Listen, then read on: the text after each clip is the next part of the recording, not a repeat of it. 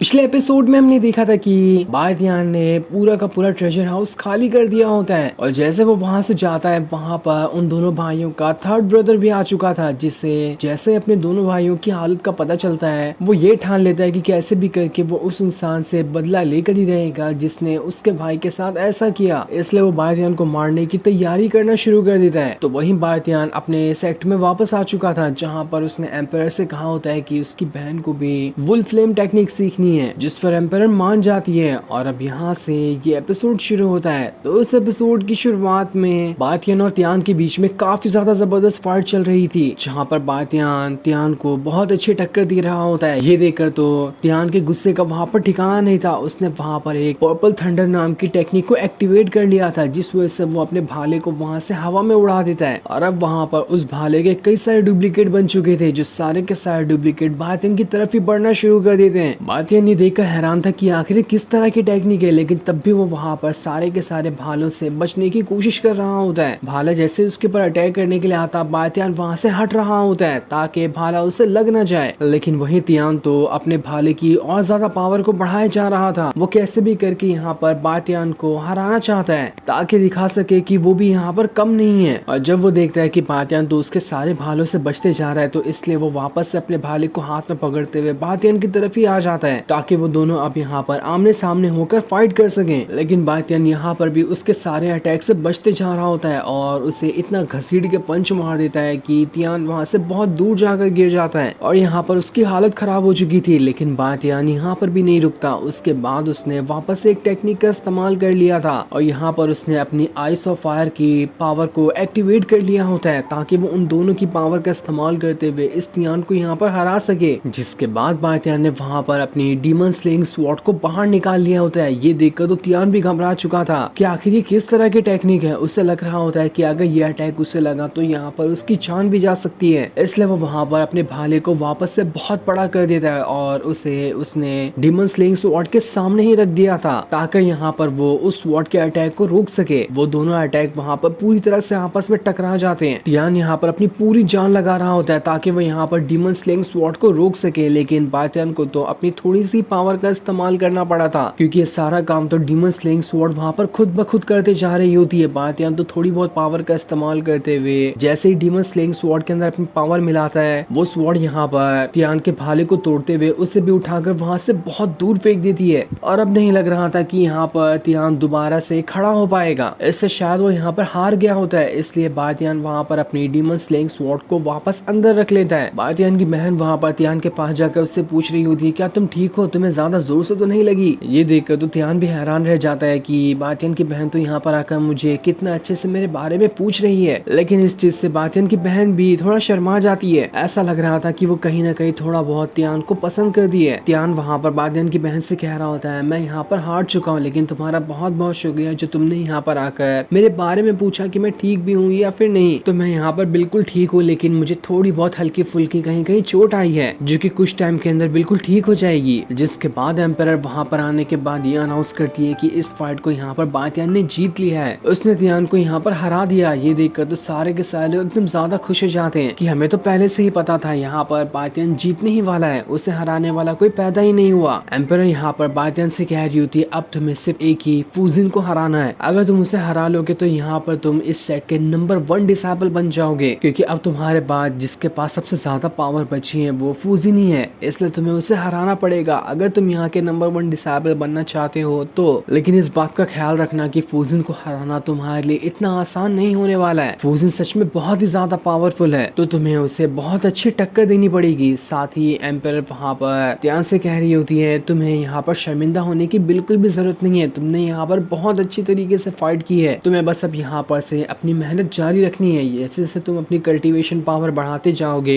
उसके बाद तुम्हारे पास मौका होगा कि तुम वापस से बायतियान से फाइट करते हुए उसे हरा सको। इसलिए बस अपनी कल्टीवेशन पावर पे फोकस करो, तुम सब कुछ हासिल करते जाओ। ये सुनकर तो तियान भी वहाँ पर एम्पायर का शुक्रिया कर रहा होता है उसे यहाँ पर इतना मोटिवेट करने के लिए। जिसके बाद बायतियान वहाँ पर एम्पायर से पूछ रहा होता है, एम्पायर देखो मैंने यहाँ पर 2nd पोजीशन तो हासिल कर ली है, तो क्या मैं वापस से स्पिरिचुअल पूल के अंदर जाकर कल्टीवेशन कर सकता हूँ? अब तो मैं जब चाहूँ वहाँ पर जा सकता हूँ ना। इसलिए एम्पायर उसे एक टोकन देती है, जिसे देते हुए वो उससे कहती है, लो इसे अपने पास रखो और तुम जब स्पिरिचुअल पूल के अंदर जाकर कल्टीवेशन कल्टीवेशन करना चाहो तो तुम वहाँ पर कल्टीवेशन कर सकते हो, तुम्हें कोई रोकने वाला नहीं आएगा। जिसके बाद बातियान वहाँ से सिक्स्थ एल्डर के पास आता है। वहाँ आने के बाद वो उन्हें कह रहा होता है, सिक्स्थ एल्डर ये मेरी बहन है, एम्बर ने यहाँ पर परमिशन दे दी है कि हम सुजाकू टेम्पल के अंदर प्रैक्टिस कर सकते हैं। जिस पर सिक्स्थ एल्डर कह रहे होते हैं, हाँ तुमने बिल्कुल ठीक कहा, एम्बर ने मुझे इसके बारे में पहले से बता दिया है। वो बातियान की बहन को एक बैच देते हुए कहते हैं, इसे अपने पास रखो और आज से तुम मेरी डिसाइपल बन चुकी हो। मैं तुम्हें वुल्फ फायर टेक्निक को सिखाने की पूरी तरह से कोशिश करूंगा, क्योंकि सुजाकू टेम्पल मेरा ही है, मैं ही वहीं पर सभी को कल्टीवेशन करना सिखाता हूँ। साथ ही वो वहाँ पर बातियान से कह रहे होते, तुम्हें कॉन्ग्रेचुलेशन जो तुमने यहाँ के सेकंड नंबर के सबसे ज्यादा पावरफुल कल्टीवेटर को हरा दिया और अब तुम यहाँ पर सेकंड नंबर को हासिल कर चुके हो। तुमने जो इतनी जल्दी अपनी कल्टीवेशन पावर बढ़ाई है ना, वो बिल्कुल नामुमकिन है। तुमने तो बहुत फास्ट अपनी कल्टीवेशन पावर को बढ़ाते हुए खुद को बहुत ज्यादा पावरफुल बना लिया है। ऐसा रेयर टैलेंट मैंने आज तक कभी नहीं देखा था। लेकिन इस बात का ख्याल रखना कि फूजिन बहुत ही ज्यादा पावरफुल होने वाली है। मैंने सुना है कि उसने वापस से अपना ब्रेक थ्रू किया है और वो तुमसे आगे भी निकल चुकी है, इसलिए उसे हराना तुम्हारे लिए थोड़ा मुश्किल होगा। जिसमें बातियान कहता है, सिक्स्थ एल्डर मैं अपनी तरफ से पूरी कोशिश करूंगा कि मैं फूजिन को हरा सकूं। जिसके बाद वो दोनों वहाँ से चले जाते हैं। अब बातियान अपनी बहन को वहाँ से स्पेशल पूल के पास ले जा रहा होता है। वहाँ लाने के बाद वो उससे कहता है, तुम यहाँ पर जितनी चाहे उतनी कल्टीवेशन कर सकते हो, साथ ही मैं भी आस पास से अपनी कल्टीवेशन करूंगा। हम दोनों को यहाँ पर अपना ब्रेक थ्रू करना पड़ेगा ताकि हम खुद को पावरफुल बना सके। उसके बाद तो हमारी फैमिली के ऊपर कोई आग उठाने वाला नहीं बचेगा। मुझे पूरी उम्मीद है कि तुम भी यहाँ पर अपना ब्रेक थ्रू कर लोगी और मैं भी यहाँ पर अपना ब्रेक थ्रू कर लूंगा। जिस पर उसकी बहन कह रही होती है, हाँ ये बात तो बिल्कुल सही है, मुझे तुम्हारे पर फक्र है कि तुमने इतनी जल्दी खुद को इतना ज्यादा पावरफुल बना लिया। तुम्हारा जैसा बंदा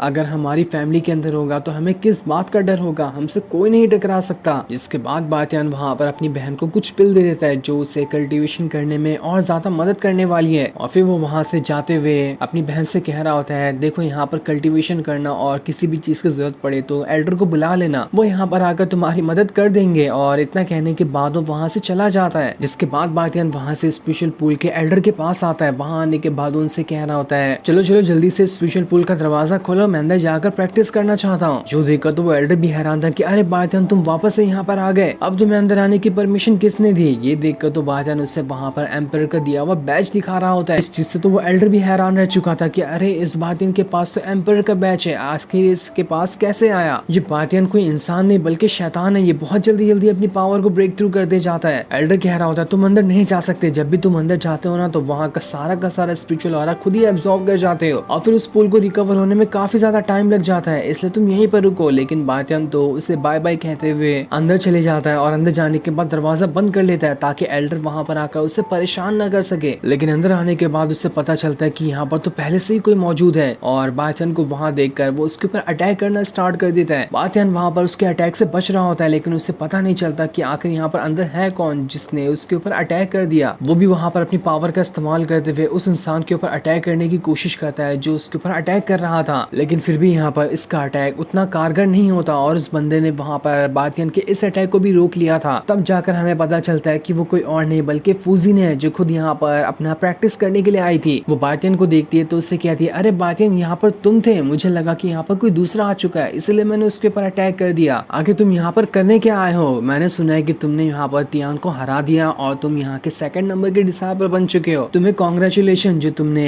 इतनी आसानी के साथ उसे हरा दिया, लेकिन याद रखना कि उसको हराने के बाद तुम मेरा अगला नंबर आने ही वाला है। अब तुम्हें मुझे चैलेंज करना पड़ेगा। तो बताओ कब मुझसे फाइट करने के लिए तैयार हो? जब भी तुम तैयार हो के मुझे बता देना, मैं तो तुमसे फाइट करने के लिए एनी टाइम तैयार हूँ। जिस पे बातियान कह रहा होता है, अरे रुको जरा, सब्र तो करो, तुम्हारे पास तो फिनिक्स गॉड की पावर है ना, मैं जब तक ये फिनिक्स गॉड की पावर को कंट्रोल करना ना सीख लूं तब तक मैं तुमसे चैलेंज नहीं करने वाला, क्योंकि मुझे पता है कि मैं वैसे ही हार जाने वाला हूँ। इसलिए मुझे स्टार्ट में थोड़ी पावर बढ़ानी पड़ेगी, उसके बाद मैं तुम्हें चैलेंज करूंगा। फूजिन उसके पास आकर उससे कह रही होती है, देखो यहाँ पर अगर तुम मुझसे रिक्वेस्ट करो तो मैं अपनी कम पावर का भी इस्तेमाल करने के लिए तैयार हूँ। जब तुम्हारी और मेरी फाइट होगी तो मैं वहाँ पर जानबूझ के खुद को हरा दूंगी। तो बताओ क्या तुम इसके लिए तैयार हो? जिस पर बातियान कहता है, अरे नहीं जाओ तुम अपना प्रैक्टिस करो, मुझे भी अपना प्रैक्टिस करने दो। हम दोनों यहाँ पर पूरी टक्कर के साथ फाइट करेंगे, वन साइडेड फाइट करके कोई मजा नहीं आने वाला। जिस पर फूजिन कहती है, अगर ऐसा है तो ठीक है, मैं इंतजार करूंगी, लेकिन मुझे ज्यादा लंबा इंतजार मत करवाना, जल्दी से अपना ब्रेक थ्रू करो, उसके बाद तो तुम्हें मुझे चैलेंज करना ही है। उसके जाने के बाद बातियान वहाँ पे कह रहा होता है, अच्छा हुआ यहाँ पर चली गई, आखिर यहाँ पर कर क्या रही थी? मेरा तो उसको देखकर ध्यान भटकते जा रहा था और मैं कल्टीवेशन पे ध्यान नहीं दे पा रहा था, लेकिन खैर कोई बात नहीं, मुझे जल्द से जल्द अपना ब्रेक थ्रू करना पड़ेगा ताकि मैं फूजिन के साथ फाइट कर सकूं। इसलिए वो वहां पर अपनी कल्टीवेशन पावर को एक्टिवेट करना स्टार्ट कर देता है ताकि वो यहाँ पर अपना ब्रेक थ्रू कर सके। जैसे उसने अपनी पावर को एक्टिवेट किया था, उसका मार्शल फॉर्मेशन उसके पीछे आकर खड़ा हो जाता है। बादियान यहाँ पर ब्रेक थ्रू करते हुए अपने मार्शल रैम को भी ब्रेक थ्रू करके उससे भी आगे बढ़ना चाहता है। वो जैसे यहाँ पर अपना ब्रेक थ्रू कर रहा होता है, उसके अंदर से भयंकर तरीके से ऑरा बाहर निकल रहा था और ये ऑरा जैसे ही फूजिन से टकराता है वो उसके पूरे के पूरे कपड़े को फाड़ते हुए वहां से आगे फेंका जाता है, जिस वजह से तो फूजिन के सारे कपड़े निकल चुके थे। ये देखकर बादियान जल्दी से अपनी आंखें बंद कर लेता है कि अरे यहाँ पे मेरे से ये क्या हो गया, लगता नहीं कि अब ये फूजिन मुझे छोड़ने वाली है, ये मुझे बहुत मारेगी। लेकिन ये देखकर फूजिन उससे कह रही थी, बातिन अपनी नजरें क्यों छुपा ली तुमने, क्या मैं यहाँ पर अच्छी नहीं दिखाई दे रही थी? जिस पर बातिन कह रहा होता है नहीं नहीं ऐसी कोई बात नहीं है, तुम तो बहुत ज्यादा सुंदर दिखाई दे रही थी, मैं तो तुम्हें ही देखते जा रहा था। तब फूजिन उससे कहती है अच्छा अब मुझे समझ में आया कि तुम मुझे ही देख रहे थे ना, अब मैं तुम्हें नहीं छोड़ने वाली, मुझे लगा था कि तुमने अपनी नजरें कहीं और रखी होगी, तो अब मार खाने के लिए तैयार हो जाओ। जिसके बाद वो बातियान को तो उठा पटक मारना शुरू कर देती है। जो सीन दिखाते ही ये एपिसोड यहीं पर एंड हो जाता है। Thanks for watching.